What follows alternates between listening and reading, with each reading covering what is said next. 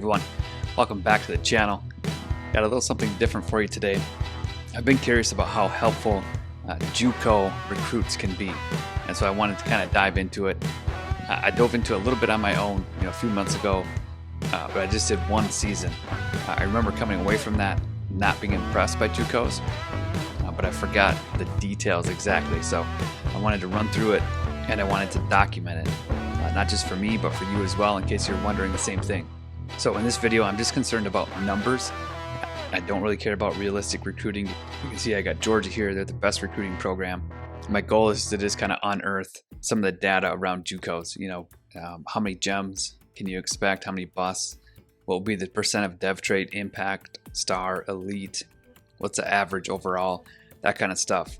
Because I know in NCAA 14, you get a JUCO junior or sophomore even, they come in at 73, 79, 80 sometimes, and they can really step in and help you rebuild a program when you don't have the guys on your roster that are that good. I think it's different in 25. I don't remember recruiting anybody that could step in and fill in. Obviously not for Georgia, but I'm thinking of, the one-star schools, the half-stars, the two-star schools. I don't remember thinking there's anybody that could really jump in and help. I think they're more depth guys, but we're going to find out more as we dive in. So we're starting from National Signing Day after season 1. We'll jump into National Signing Day. I'll kind of show you who I signed here. I used 2 schools. I used Georgia, I used Clemson, so I could get the most recruits in. I think I had a total of 61, 35 for Georgia, 26 for Clemson. I maybe could have got more for Clemson, but after week, I think 7 or 8, I got tired of recruiting and just kind of let it go with the guys on the board. But Georgia did well. You can see 35 here. But what I really want to show you is kind of breaking it down. And we don't get the overall here, but we do get the dev trait. So I want to go over that quick. And as you can see with the board here, I just added every position, offense and defense, as much as I could. If we got locked out, I added new guys in. But let's start at the top of the board. We'll just go through the dev trait here of each of them. So we got a normal. Here we got an impact. He's a gem. And you'll see, I don't know if the game started this way, but you'll get some 3-star guys that are not gems, and they do have impact development trait. That's true for true freshmen as well. But you'll see, I think there's a JUCO guy on here like that. But here's a normal dev, normal. Okay, here's where it gets a little interesting recruiting JUCOs. JUCO sophomore, Rick Irving, physical wide receiver, got 93 speed, 85 excel, and you look at his dev trait is elite. So you can get some good players here. Next we go to tight end. It's a gem, impact, possession tight end. Here's a bust, normal dev. Right tackle, we got star development. Okay, so you can get some good players here, I think, which I don't know if I realized after my first experiment on my own. Yeah, here's a 3-star guy, not a gem, but dev trait is impact, which I thought wasn't a thing. I thought if they were a 3-star without a gem, I thought they were just normal. But I don't know if they changed that or what. Another 3-star, impact, no gem, normal, impact with a gem, impact, normal, bust, impact with no gem, impact with no gem, gem, impact, normal.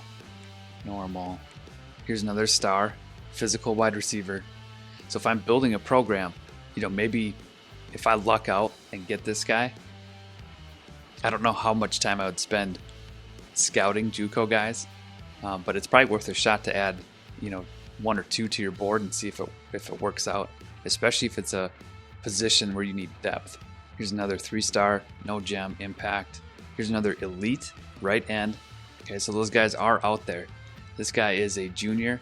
Again, you redshirt him, you get him for 2 seasons, see what he can turn into. Another impact, another star, impact, star. There's some players out there at the JUCO ranks. Another impact as a fullback, everybody wants that. Impact, normal. Okay, let's go over Clemson. I know it's not necessary to see Clemson's, but I think it's more fun.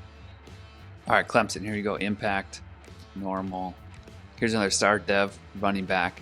It's a junior.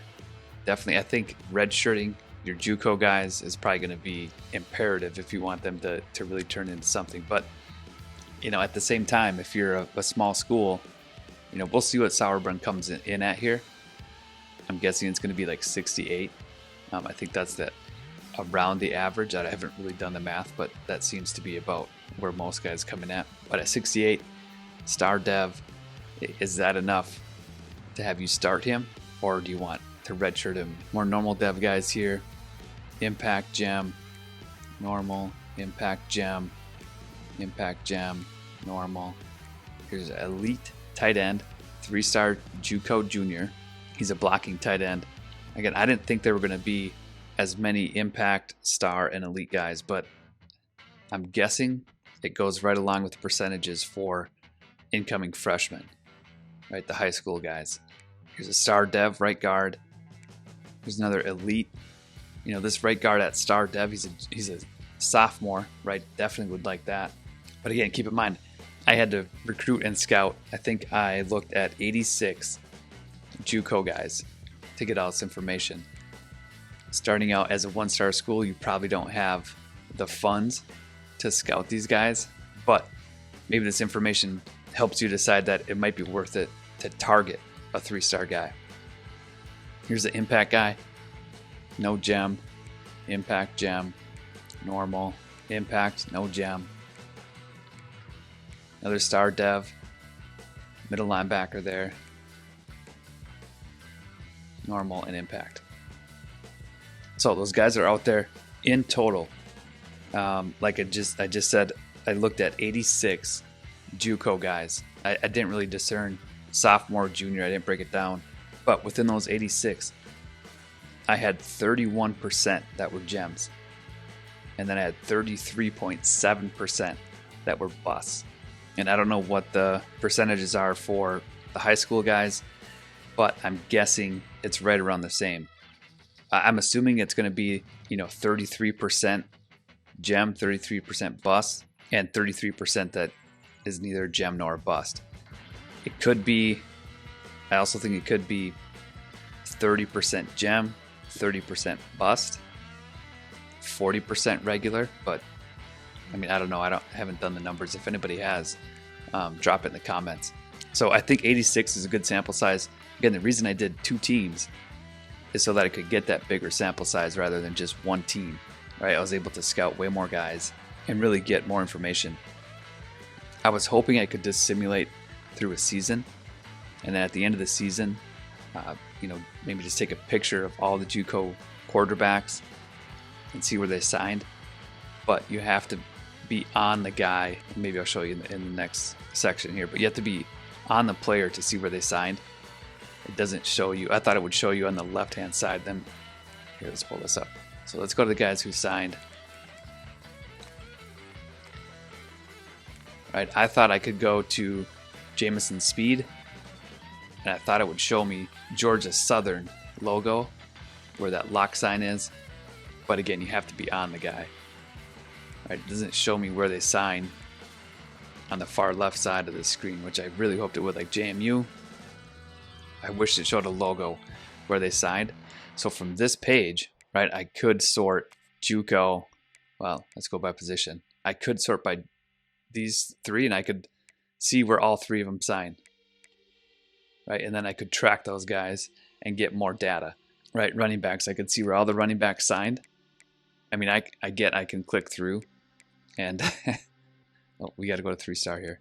Right, I could go through all of these guys and see where they signed and write it down. But that's too much. All right, I wish it just showed on the left side. Okay, that was a tangent. We're off that. Moving on. Okay, so the next thing I did after I signed all these guys, again, I have 61 signings. Within that 61, 23 of the recruits were impact, which is 37.7%. 6 of the recruits were star, which is about 10%, 9.8. And I had 5 guys that were elite dev trait, which is about 8%. And I'm guessing that's pretty close to what the incoming freshmen are with their dev traits of impact, star, and elite, their percentages for that. So going into it, I don't know that I thought it would be the same. Again, from the first time I kind of went through it on my own, I didn't really pay attention to percentages and dev traits and things like that. But all good to know. So if you're going after a JUCO guy, you got a good chance, almost. So what is it? 47%, 55%-ish chance that he's going to be better than normal dev, which isn't bad, right? We'll take that for a JUCO guy, especially again if we're a 1-star program. I think I would take a shot on 1 or 2 JUCO guys, depending on how my board looks, and again, where I need my depth. Okay, so last thing I want to look at, we're going to have to jump to the start of next season. All right, so here we are in the next season. Let's check out the overalls of all the guys we brought in. Brandon Long, who I think was technically one of the worst ranked guys we brought in, but 72 overall. Let's check out his player card here. He's going to be impact guy. So definitely somebody I think that could come in again to a small program and be a starter. His caps, I mean, he's got a lot of room for improvement accuracy-wise, IQ-wise. And again, I don't know if it's worth it to scout as many JUCO guys. But, of the 3 quarterbacks we brought in, their average grade is about 69. Running backs, Keyshawn German, I'm not sure if we signed him. I maybe should have done a better job of remembering who we signed, but I know we signed quite a few running backs. I don't know that we signed German. I think we got Grubb, Hilliman, and MacArthur. We have to go back to the screen and see. But again, 70, 69, 67, all decent, right? Grubb would probably be more highly coveted than the other 2 if he's somebody we recruited, which I can't remember. But even 69, 67, somebody that could come in and contribute. We brought in, I really should have paid attention to who we brought in, but we brought in, I think, 2 fullbacks. I'm guessing it's these 2 guys. But again, 68, 67. As a fullback, not bad. Here, Ricky Irving was the guy who is elite dev, I think. Yep. So he comes in, he's elite dev. He's definitely got room for power. Route running, he's a physical guy too, right? Yeah. So he'd be quite a get as well. Again, if you can find him, I don't know. Again, the likelihood is similar to going after freshmen, right? You just kind of narrow the pool down. Hands, he's got room. Elusiveness, no cap. IQ, 1 cap. I mean, equivalent to a freshman elite dev guy, right? But he's a sophomore, so he's a little behind. But get him some playing time, redshirt him. You still get 3 really solid years out of him. Vallis, I know, was another guy we recruited. He's a star dev. Again, got room for improvement. Get him a redshirt year. He's a junior. You still get 2 solid years out of him. I'm disappointed that, these guys aren't coming in at, 78 like they did for NCAA 14. But it's more realistic, I think, that they come in at 67. Just because I don't know that you hear of too many guys that go the JUCO route. But I guess if you counted JUCO and, FCS teams, maybe you do get some guys that are higher ranked. Gomez is a deep threat. He's a normal dev guy, right? Still got room for improvement. Route running, power, quickness is tapped out. Tight end, we're looking at Pena, normal dev, kind of maxed out. He's got a lot of caps, right? But at 68, again, a guy who could come in and help your team. Again, if you're a 1-star school, maybe you don't have a freshman blocking tight end that you really want. Pena could certainly fill in at 68. Willett is a possession guy. Right, you bring Willett in. He's an impact dev. Right, caps are a little better, a little faster. Right, can contribute a little bit more in passing game. At 65 overall, got some solid numbers. Right, so because sometimes your roster has, a 51 tight end, and so just being aware of again your roster and what you need. Here's 2 sophomore centers, 69, 68. Sophomores on anything. Sledge, I don't think is a recruit. There's Draper, Troop again, 69, 67. It's gonna be a lot of that. ETN, I think Brian Gay is the only one that we recruited here. Sophomore D tackle again. Here's 67, 65. That's about what you're gonna get, I think. I haven't seen, none of these guys are ours. None of those guys are ours either.